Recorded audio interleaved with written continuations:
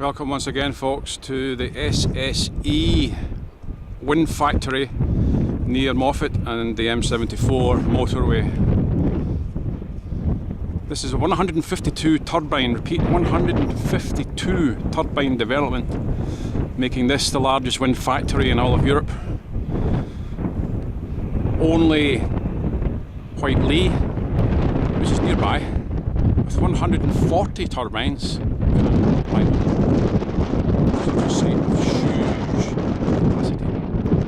Capacity may be questionable, as these things proved by professors, energy consultants out with greedy energy companies themselves, prove that these things are a highly inefficient form of energy, a highly costly form of energy, which ultimately is passed to you, the consumer. 6 times per kilowatt hour more than we're currently paying is the price of energy from these spindly monsters.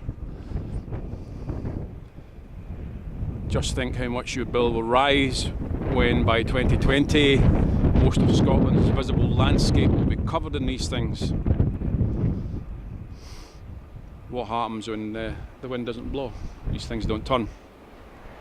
What happens then? You say the lights go out, possibly. What really does happen is these energy companies are then paid 6-figure sums per wind factory,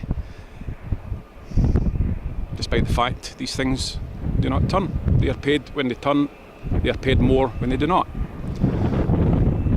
Scotland is sitting on the edge of fuel poverty on a massive scale due to recent austerity and hardship in the world economy. Now, ask yourself,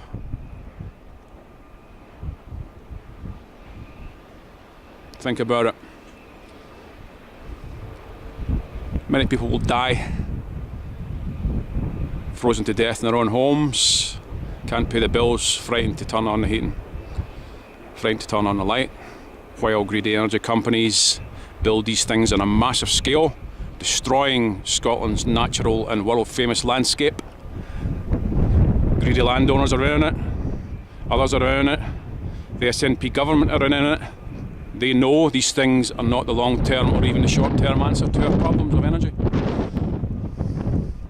The SNP government recently had a party political broadcast on TV.